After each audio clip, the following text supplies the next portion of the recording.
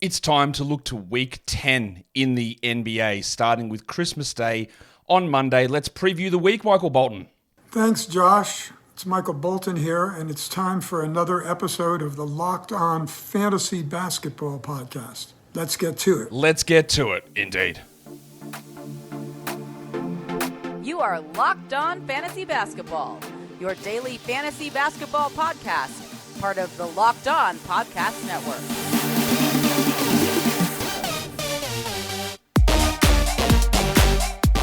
Hello and welcome to the Locked On Fantasy Basketball Podcast, brought to you by Basketball Monster.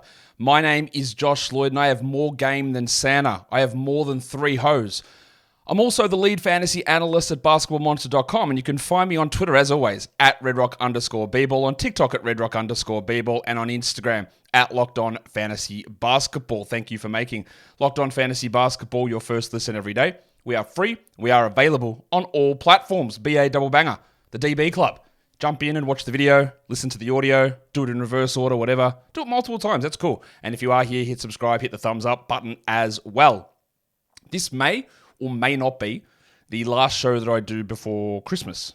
So let me just quickly say to everybody who celebrates Christmas, have a very Merry Christmas. Enjoy the time with your family. Enjoy the time, if it applies, away from your family. Whatever it is that's good for you. Just hope that you have the ability to have a good celebration, the end of the year coming up, and that everything for you has gone as well as it could have this season or this year, and everything is going to be better.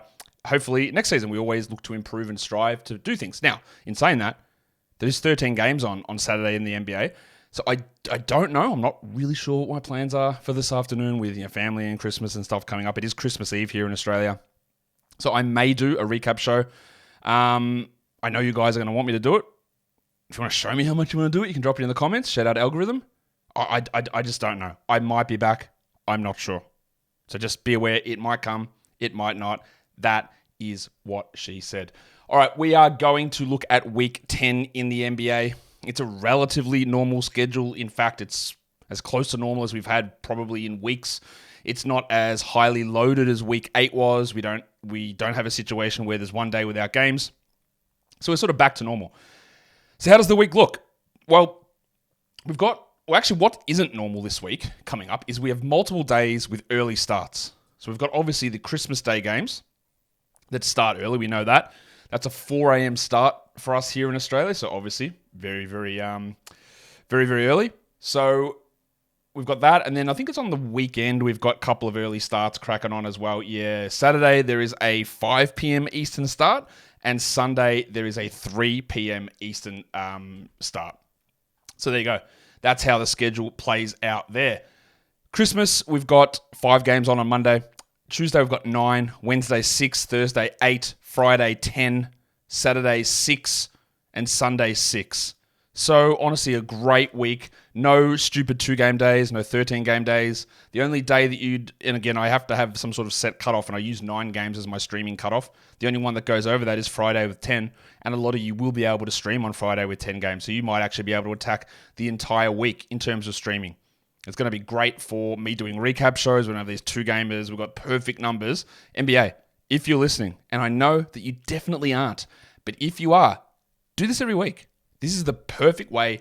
I hate these. I know I've gone on about it before, but the 13-game days are ridiculous. It hurts your product.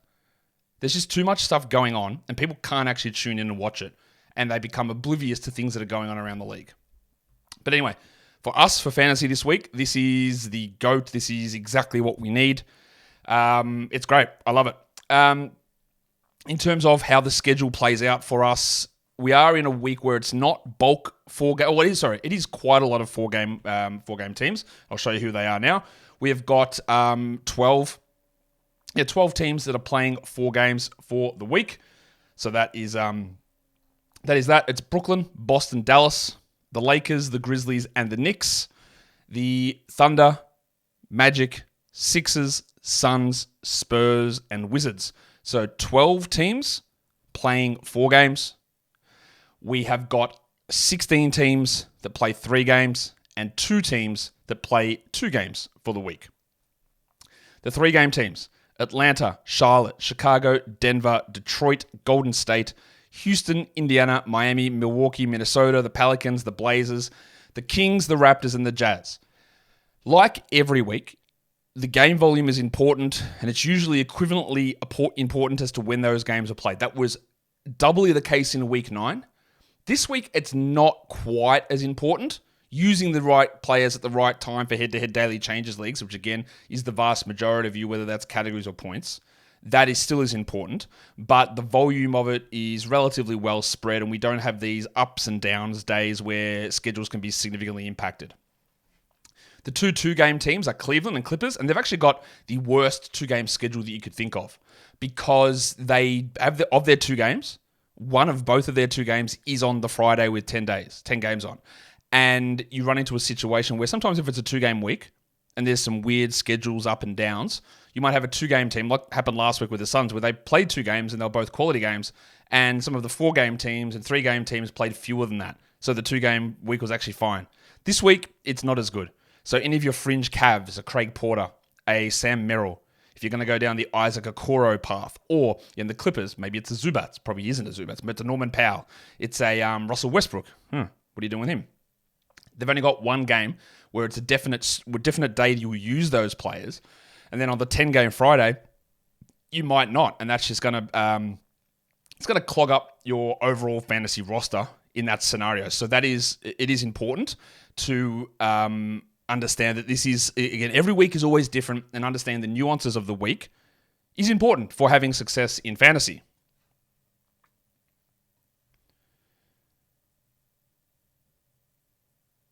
All right, let us go through to the next part here. We've got quality game watch. There are 2 teams that play 4 quality games. All right, that's great. We love the teams with the big quality games. It's the Lakers and it's the Mavericks. Now, the Mavericks are in a really interesting spot because of all the injuries. So those fringe Mavericks players, Dante Exum if he plays, Derek Jones, Dwight Powell, but not really Dwight Powell, but the Tim Hardaways, the Jaden Hardy field goal missing extravaganza, any of that sort of stuff with 4 quality games on does improve their value in terms of streaming. And then there's the Lakers, who are going to make a lineup change. Talked about this on Basketball Monster yesterday when I heard the rumor that D'Angelo Russell was going to get benched. It looks like Russell's going to get benched for Jared Vanderbilt. But I don't understand what Darvin Ham's doing for a number of reasons. This will just let me soliloquize on this, because I don't know if I'll talk about it later today. I've got no problem benching D'Angelo Russell. Part of the reason in the preseason when we were drafting Russell and when they signed and gave Vincent, I was like, I don't know, man. Like, I think Russell's going to lose minutes here because he's worse than Reeves, and Vincent will cut into his playing time. I'm not that super high on him. And he started out the season red hot, and now he's going to the bench. But it makes no sense to me to play D'Angelo Russell and Austin Reeves off the bench together. Why does that make any sense? If you're going to bench Russell, surely Reeves should start. Not we're benching him so Jared Vanderbilt can start. Like, what's the purpose of that? To play Taurean Prince at the 2? And LeBron at the 1? Like, what the hell lineup is this? LeBron, Reddish, Prince, Davis, and Vanderbilt. That feels yuck. Like, where is the shooting in that lineup? Again, I'm talking before their game on Saturday. But that doesn't make... bench Russell. That lineup makes no sense. None. I don't get it. I don't understand what they're doing. I don't understand why...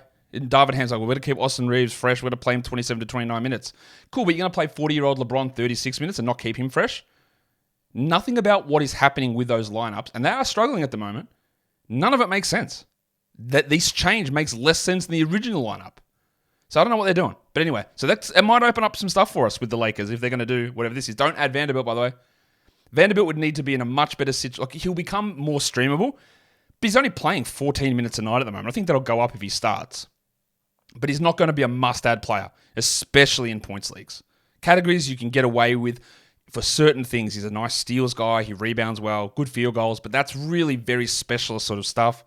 And I don't think he's going to play big minutes because, again, that lineup has no spacing. It's not going to work for big periods of time, I don't think. Anyway, enough of that. The 2 teams that have 1 quality game are the 2 2-game teams, the Cavs and the Clippers, like I talked about. And there's an even spread. Everyone else, obviously, with only 1 high-volume day during the week, everyone else just has 1 game fewer, at least, than their overall games played total. There are a few 3-game teams that don't have that Friday situation. So the Pelicans have got the 3 qualities. Utah, Minnesota, Chicago, Miami, Golden State, Detroit, and Indiana. A lot of them, actually. play all 3 of their games on days that aren't Friday. So the value of them is similar to a lot of the 4-game teams. Be aware of that. And then the difference between, say, that team, that one of those 3-game teams versus a Clippers and a Cavs guy is 2 extra quality games. And that does become very much important during the week. So let's look at the stream zone. What are we doing here? I probably need like a washed watch type graphic for the stream zone. Again, trying to farm algorithmic comments here. What would be your idea? Like all you visionary designers out there, and I know there's definitely a lot of you who are like product designers and graphic designers. What would you do for like I've got ideas. It involve a lot of wet sounds. What would you do? What would you do for a stream zone graphic transition thing? I want to get some ideas. Let's crowdsource some stuff. Also, by the way, speaking of stuff that has nothing to do with this show, I am going to be offering, I don't know how best to phrase this because this is sort of a half-baked idea. It's coming out of my head now that I've been sort of thinking about. I'm going to offer a sort of mini internship. It's not really an internship. It's sort of I need a research assistant for one or 2 days a week is what I'm going to be looking to employ someone to do. So keep an eye out. I will post the information for that on Twitter, and I'll probably post it in the description of one of these shows, not this one because I haven't sorted out what I'm doing in terms of applications, but be aware, I will be doing something along the lines. It's only a small amount of work, but some sort of research assistant to help me out with the shows for the rest of this season. So just be aware that I will be looking to like a sort of, it's not really an internship, but something along those lines. Be aware. That's coming up. Stream Zone, wet time. It is a heavy streaming week. We can stream every day pretty much, except for Friday. And even in a lot of cases, you will be able to stream on Friday. I guess in certain leagues where you've got a heavier bench to starter ratio, that the 9-game days aren't going to be as interesting. So Tuesday with 9 games might be a little bit harder, but I'm using this standard 10-3, 10-4 starter bench splits. Tuesday, Wednesday, if we're looking for back-to-back, obviously there's the Monday, Christmas Day, 5 games on. No one plays Christmas to Boxing Day, Monday to Tuesday, back-to-back. So we can't say, let's attack the Christmas team. That sounds, anti-Santa. We can't attack that team and then go, we'll get the early back-to-back. So you can stream in Monday on Christmas, then you can get the Tuesday, Wednesday, hit that one. We'll talk about who's got those games later on. And then you can go with either the Thursday, Friday. If you think you'll have space on the Friday, that's a good way to get 4 games. Tuesday, Wednesday, Thursday, Friday out of 2 ads. Or if your Friday is full up, you use the Thursday, Saturday combination to get another ad in.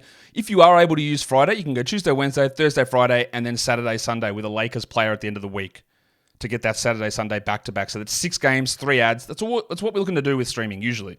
How many games can I get in? How many pluses can I get in? 3 ads? I want to be able to be plus 3, ideally. So 3 games, 3 ads, 6 games. So you might not be able to do it. Like if your Friday is full, you might be able to do 1 here for 2 games, Tuesday, Wednesday. You get 1 game or 1 ad for 2 games. And then you do another one for Thursday, Saturday. So that's 2 ads, 4 games. And then like you'd add another one for Sunday and you could add one at the start of the week on Monday. Again, always trying to prioritize holding 1 roster spot or 1 ad towards the end of the week, just in case something pops up. Like, haven't mentioned it, we're 13 minutes in. We did talk about it literally a week ago on last Saturday, talking about, hey, maybe if you want to stream someone in for field goal percentage, again, a bit of a long shot. I said, try Trace Jackson-Davis. He might be interesting there. Then as soon as I said that, he went bananas, and he is very clearly a must-roster player. We've already said that during the week. He went off my waiver wire earlier this week. I assume he's gone off most of yours. But if he hasn't, you add him. But that's why we want to make sure we're trying to maximize games played per ad so that we can hold our ads if we've got a limit on them when those weird things happen, injuries happen, suspensions happen, whatever it is. And you might hear this mentioned in a lot of different places through fantasies that all of the big guys or the big gainers off the waiver wire are done. All the value is settled in. You're not going to find this great option on the waiver wire. I actually disagree. And I said, there's also people who are like, well, Josh, another thing, just again, we're tangenting here. This is great tangent time. In Locked On Fantasy Basketball Bowl, your league, it's too deep. The benches are too deep. Nothing you can do off the waiver wire. I think that's completely false. And I think when I go through at the end of the season and look through all the waiver moves, the amount of players that weren't drafted in that league, that were found on waivers, who ended up being very useful, is going to be very high. It's going to be really high. And it's you got to be smarter, obviously, because there's the ability to stash guys and how you do it. But it's to say that once you go 200 deep in a draft, that the waiver wire has nothing is just blatantly false, I believe. It leads you to less like mistake decisions on like, who do I drop this 130th best player versus this 131st best player, which can lead to mistakes, which is not something I love. But the deeper format still allows a lot of waiver adds and waiver moves to come through. So again, two different side points complete there. Don't think that you're never going to get someone good off the waiver wire anymore. Injuries are the big thing here, or even like weird rotation changes, or tanking, or trades. Something's going to come up. It's going to happen in Detroit. It's going to happen in Portland. It's going to happen in Washington, maybe. Who knows? There are going to be things that pop up at some point. And one of those ones I'm thinking of at the moment, again, this is not schedule related, but I might as well just talk to you guys. Merry Christmas. The Spurs, all right, they're running this lineup. They said they abandoned the Sohan at point guard configuration. He went to the bench for one game. He's back starting with no point guard, so I guess he's still the point guard. I just think at some point now, it's getting to this situation where it's becoming like they're not fully investing in Sohan as the point guard. So maybe they do at some point put Trey Jones there. I don't know they do, and I don't think they think he's a starter. I don't think he's a starter. I don't think he's got upside as a starter. None of those things are true to me. But I also know that whatever's happening now, it's not working, and there's no clear, we are developing this guy in this role situation, which makes me think that they might not know what they're doing. They don't know what's happening. And it's why I'm like not ranking Pop as highly in coaching rankings, because I'm not sure they know what the plan is. So I think, I don't know when, but I wouldn't be surprised January 1st if we get a switch in that lineup and Trey moves up. I'm not saying that we need to add him. It's just something that is sort of popped into my head. It's how my head works. It's a messy area. You don't want to be in there. Let's look at some schedule quirks. There are 7 teams in week 10 who do not play on the weekend. That is a lot. We don't usually get that amount. And what that brings us to is a situation knowing that Friday is the 10-game day, which is unlikely to be a streaming day, not a quality game day. If you don't know what a quality game is, leave a question in the comments and somebody else go and answer it. I have explained this millions of times, but if you're a new listener, I love you. Thank you for joining in and watching the show. Someone else can explain what it is. Because it is important to know what it is. Hopefully you get the point of what it is. I could just say it, but maybe I'm just farming comments and I'm like, a quality game is just a game that is played on a day with 9 or fewer games on. It means it's a good day that you can actually add them into your active lineup. That's all it means. Anyway, there are 7 teams who don't play on the weekend, meaning that with Friday being a 10-game day, there's going to be a lot of teams that don't have a quality game Friday, Saturday, or Sunday. Meaning that if you've got fringe players from those teams, holding them the whole week doesn't make any sense. We look at Houston, Milwaukee, and Cleveland. The last quality game that those 3 teams have is Wednesday. So if you cut bait on fringe players from those teams, Leaky Beasley, Isaac Okoro, Craig Porter, Sam Merrill. In Houston, probably not Tari this season. Probably not. But Dylan Brooks, maybe Jalen Green. If you cut them after Wednesday, you've got Thursday, maybe like Thursday. Let's say Thursday, Saturday, Sunday streaming ability. The Clippers, their last and only quality game happens on Tuesday or Tuesday. All right, that's the last quality game they have. So if you've got Norman Powell or Terrence Mann or Russell Westbrook and they play on Tuesday, you probably won't use them the rest of the week. So that roster spot burns for 5 consecutive days. And that is when we welcome in Jack Armstrong. Get that garbage out of here! I don't know. That Thursday, Friday is not supposed to be there. That's just an error in production. I'm overworked, see?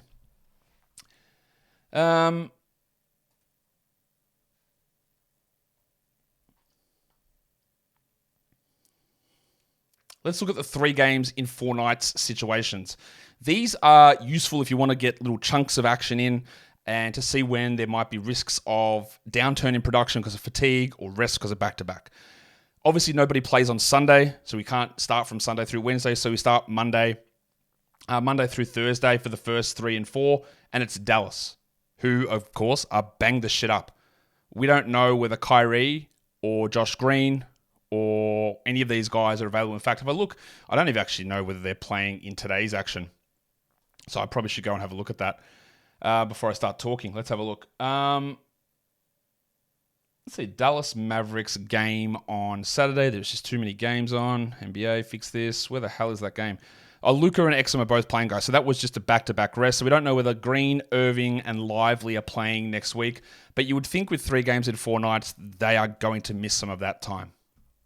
Tuesday through Friday, we've got a lot of teams with 3 games in 4 nights. Brooklyn, Charlotte, Houston, Memphis, OKC, Orlando, Portland, San Antonio, and Washington have got 3 games in 4 nights, Tuesday through Friday.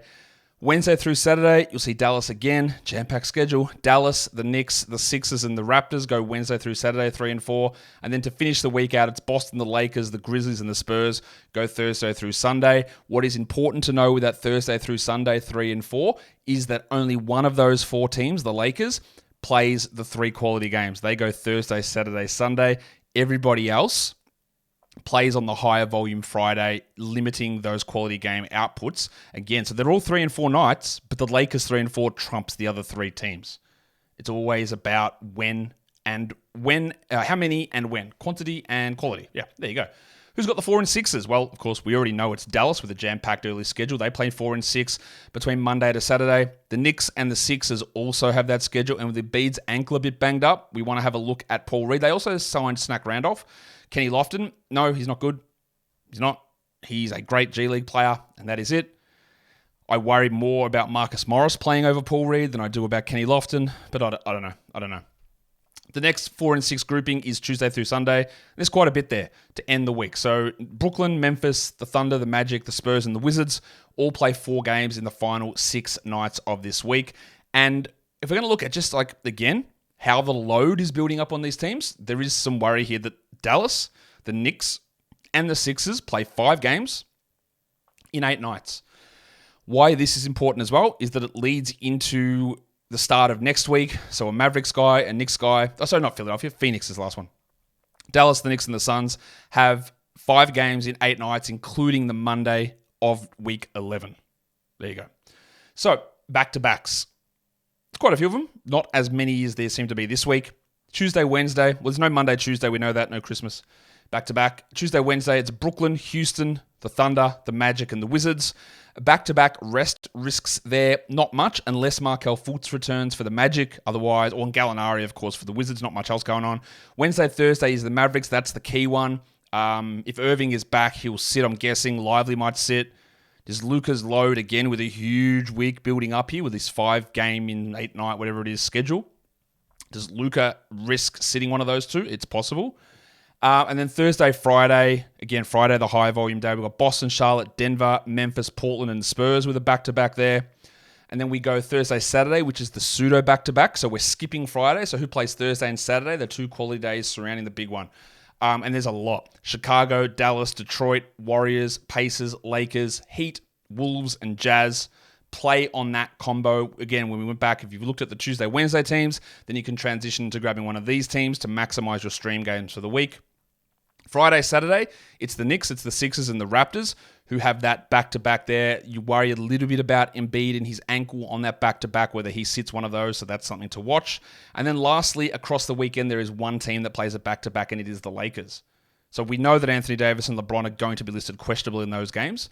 I would suggest that given that it's the New Year's Eve on one of those games, is it possible that LeBron or Davis sits one of them? Maybe. Am I being cynical? Maybe. Am I being correct? Also maybe. But they've got just so many weird rotation pieces where there's a lot of guys who aren't good, but also a lot of guys who aren't bad. I mean, they all sort of cannibalize playing time and minutes, and it's all over the place, like Hachimura and Vanderbilt, Reddish, and sometimes Hayes, and sometimes Wood, and sometimes Christie, and sometimes Russell now, sometimes Vincent. There's just too many of these guys that is hard. Prince, it's hard to sort of peg exactly where it's going to go and which direction it's going to end. If you're in a weekly changes league, these are players that are available in over 55% of leagues who might be worthwhile grabbing and actually starting. With the Suns guys, we're looking at these guys. Now, Eric Gordon stunk in the game yesterday, but the opportunity is still there. I really like Grayson Allen more than Gordon at the moment. They've got 4 games next week. The Rabbit Hunter, Alex Caruso, it is always risky in a weekly format to put him in because he can always leave 4 minutes into a game and kill you, but I do like that. As much as I'm going to shit on Sohan, he hasn't been performing well with 4 games and a seeming commitment to starting for now. Go with it. Josh the Hitman Hart and Dante DiVincenzo for the Knicks, 4 games. They are up and down, But over the course of a week with 4 games in, I think they play enough to make that make sense as a start or grab and a start for the week. And lastly, we've got the 2 teams that play 2 games, the Cavs and the Clippers. So what do we do with the players on that team, on those teams? Do we start them? Donovan Mitchell's missed the last couple due to being ill. I don't think that's carrying over to next week, so I'd feel relatively confident about starting Mitchell with 2 games on. Jarrett Allen, I won't say I'm not saying I'm super confident in starting him, but I think I still would. With the majority of teams playing 3 games during the week and not 4, the hit on a 2-game week is not as big. So I think Jarrett Allen can be started. On the Clippers, it's very easy to start James Harden and Paul George. The risky one is Kawhi. He's now missed 2 straight with his hip issue. And if he misses one of the games next week, well, then you've got 1 game only. So they play Tuesday and Friday next week. So it's a little bit of time here for Kawhi to rest and get that right.